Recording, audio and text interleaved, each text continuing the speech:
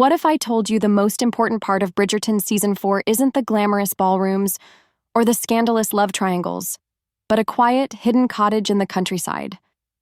Sounds strange at first, but for Benedict and Sophie's story, that cozy little retreat is everything. If Netflix really wants to capture the heart of their romance, this one moment can't be left out. In Julia Quinn's An Offer from a Gentleman, there's a turning point that changes everything. After Benedict saves Sophie from the unwanted advances of her employer's son, he doesn't just walk away. Feverish and clearly unwell, he decides to take her somewhere safe, his countryside cottage. It's a stop made out of necessity, but it ends up being the beginning of something so much more.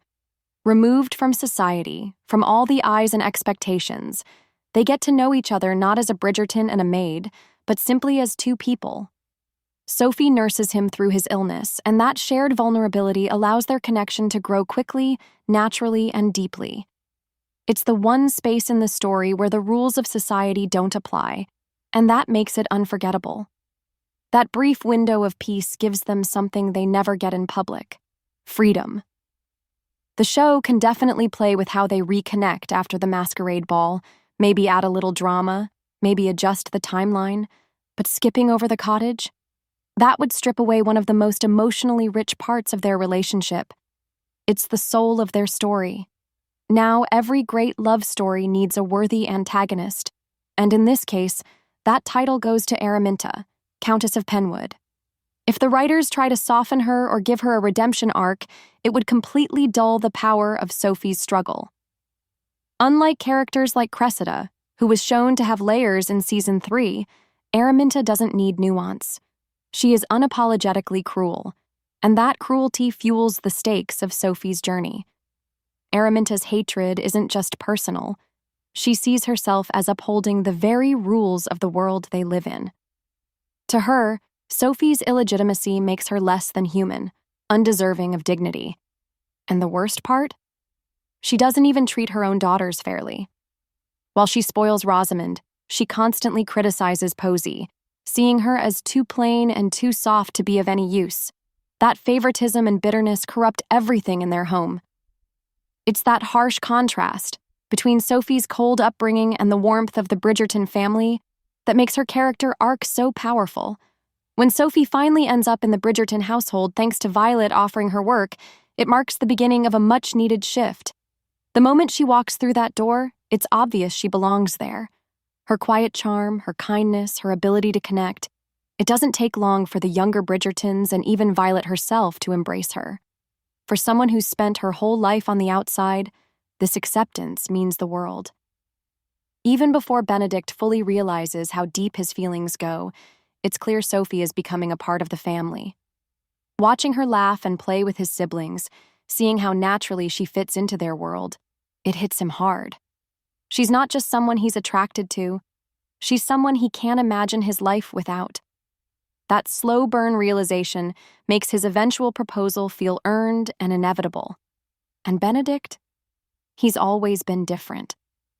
From the earliest seasons, it's clear he doesn't care much for the expectations of high society. The rules, the gossip, the endless parade of superficiality, it doesn't impress him. After the masquerade ball, when he can't find the mystery woman who stole his heart, he basically gives up on the season altogether. He'd rather disappear into art clubs and quiet nights than keep chasing illusions. Meeting Sophie only strengthens that instinct. Falling in love with someone who exists entirely outside his social class forces him to confront what really matters. And he chooses love. Even no. Sophie over obedience to Araminta helps free Sophie from a fate worse than heartbreak, being shipped off to Australia. It's subtle, but incredibly powerful, and the show needs to keep that. And of course, we can't talk about Benedict and Sophie without going back to where it all began, the masquerade ball. Sophie stepping into a world that was never meant for her, dressed in magic and mystery, catching Benedict's eye in a moment that feels like fate. It's pure fairy tale. But here's an idea. Instead of showing it through Sophie's eyes, what if the show flips it? Let us see the night unfold from Benedict's perspective. We already know him. Watching him fall under her spell, only to lose her in the crowd, would add a fresh twist. Then, when her true identity comes out later, it hits even harder. What makes Sophie's story so compelling isn't just the romance, it's her resilience. As the illegitimate daughter of an earl, she's left with nothing when he dies. She's forced to become a servant in her own home. But through it all, she holds on to her sense of self. Her strength doesn't come from bold speeches or dramatic gestures. It comes from quiet endurance, from choosing kindness when she has every reason to be bitter. And that's the magic of her journey. By the time she and Benedict find their way to each other, it's not just about love. It's about identity, about freedom, about finally being seen. So if Bridgerton Season 4 really wants to do this story justice, all the pieces are already there. The cozy intimacy of that cottage, the monstrous presence of Araminta, Sophie's quiet strength, Benedict's rejection of everything shallow, the masquerade, the rescue, the family, the proposal. It's all waiting to be brought to life with the same beauty and depth that made Julia Quinn's book so unforgettable. Thanks for watching.